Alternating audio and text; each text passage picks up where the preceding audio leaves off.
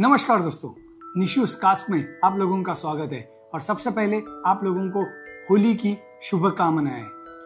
कुछ दिनों के लिए मैं आउट ऑफ मुंबई गया था, यानी मैं गया था चंद्रपुर जिले में, जहां ताडोबा साइड टाइगर सफारी है, उसकी सैर करके आया। बहुत ही अच्छा माहौल मिला वहां पे और टाइगर का साइटिंग भी बहुत अच्छा हुआ। वो तो मैं क्लिप्स में आपको थोड़े बहुत दिखाऊंगा, लेकिन वहां पे एक अच्छी चीज दिखाई दी, वो ये कि वहां पे मुझे कुछ झाड़ ऐसे दिखा दिए जिसके फूल महुआ कहते हैं ना, महुआ के फूल दिखाई दिए। और उसके ऊपर मैंने वहीं पे एक थोड़ी सी शूटिंग की है, वो क्लिप मैं आपको यहाँ पे दिखाऊंगा।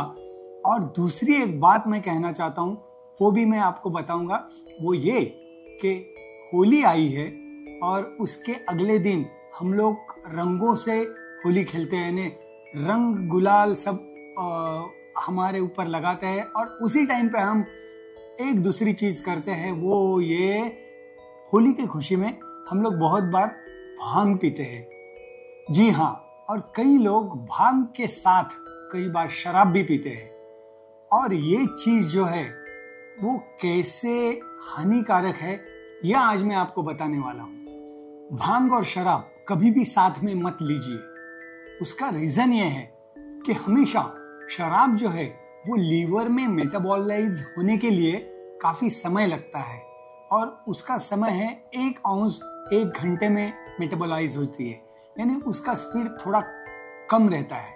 लेकिन उसी के साथ अगर हम भांग भी पीते हैं, या तो पहले भांग पी हुई है और आप बाद में अगर शराब पीते हैं यानी अल्कोहल का सेवन करते हैं, तो that is injurious to your health. उसका असर ऐसे होता है कि भांग मेटाबॉलाइज होने के लिए 24 घंटे लगते हैं, यानी भांग का नशा 24 घंटों तक बरकरार रहता है।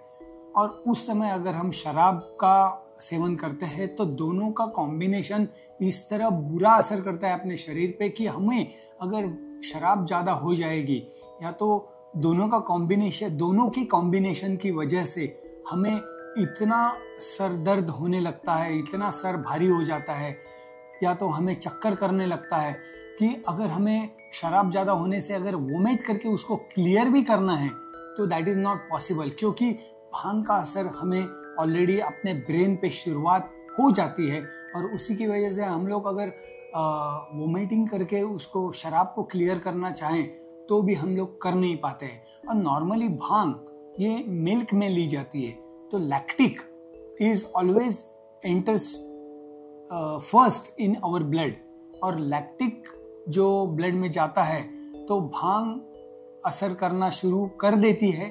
और उसी के साथ अगर शराब का सेवन होता है और वो भी अगर अपने ब्लड में एब्जॉर्ब होना शुरू होती है, तो अपने ब्रेन में काफ़ी सारा यानी मैं कहता हूँ हलचल मच जाती है, और उसी की वजह से हेलुसिनेशंस वगैरह हो जाते हैं।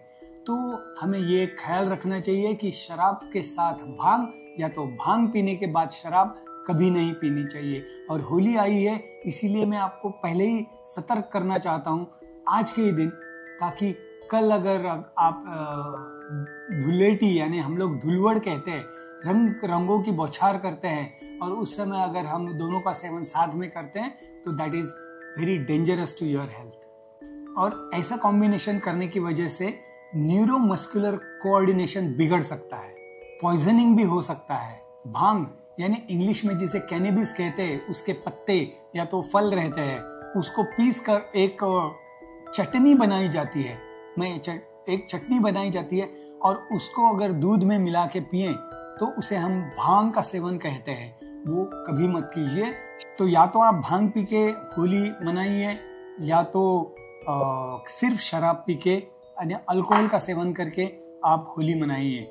दोनों एक साथ कभी मत लीजिए, ये मेरी आपको विनती है, ताकि आपकी सेहत अच्छी रहे। यू एंजॉय द होली खेलने का मज़ा आपको आना चाहिए। इसलिए ये स्पेशल एपिसोड मैंने जल्दबाजी में किया है, क्योंकि आज ही सुबह में होली का दिन है, और आज ही सुबह में नागपुर से यानी चंद्रपुर की जो सैर है ताडोबा की, वो करके आया हूँ। और अगली क्लिप मेरी रहेगी, वो रहेगी महुए के फ्लावर के ऊपर वहाँ पे की हुई, जो मैं एक झलकियाँ आपके लिए लेके आया हूँ, क्योंकि मुझे वहाँ पे जो इन्फॉर्मेशन मिली वो मैं आप तक पहुँचाने वाला हूँ। तो लेट्स सी द क्लिप।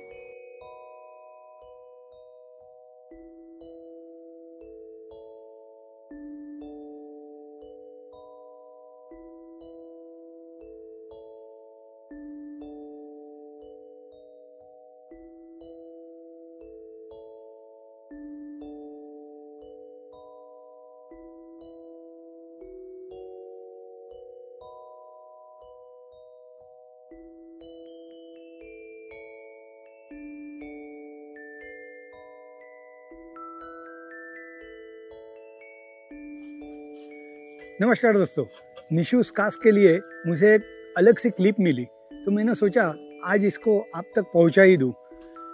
मैं ताडोबा के टाइगर सफारी में आया हूं और यहाँ के एक इलाके में हम जो जंगल में घूमते रहते हैं तो वहाँ पे मुझे हमारे जो गाइड है और जो ड्राइवर सर है संदीप और विशाल, उन्होंने मुझे यहाँ पे कुछ चीज़ दिखाई जो मैं आपके लिए दिखाने वाला हूँ।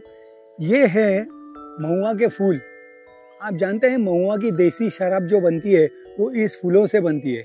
ये जो है ये फ्रेश वाले फूल है और इसे इन्होंने कहा कि हम ऐसे क्लीन करके आराम से इसको लेके ऐसे खा भी सकते हैं। थोड़ी सी पंजेंट और थोड़ी सी क्या कहते हैं इसे मीठी है, लेकिन उसका मीठापन थोड़ा सा अलग है, काफ़ी अलग सी टेस्ट है।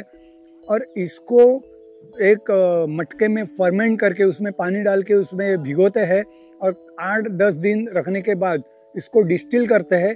वो भी ऑर्डिनरी जो हम बोलते हैं देसी स्टाइल से डिस्टिल करके इससे एक बढ़िया शराब बनती है जो यहाँ के लोगों को, लोकल लोगों के लिए बहुत ही अच्छी शराब रहती है। तो ये है महुआ के फूल, ये गीले वाले यानी फ्रेश वाले और ये सूखे वाले। तो ये आज मुझे एक बढ़िया सी क्लिप मिली हमारे दोस्तों की वजह से और ताडोबा की सैर हमारी चल रही है। तो चलो मिलते हैं निशूज कास्ट के अगले क्लिप में। And be careful while playing Holi and enjoying Holi. So always निशूज कास्ट कहता है, drink moderately, don't drink and drive, drink responsibly, and let's learn how to drink it right. Cheers to Nishu's Cask.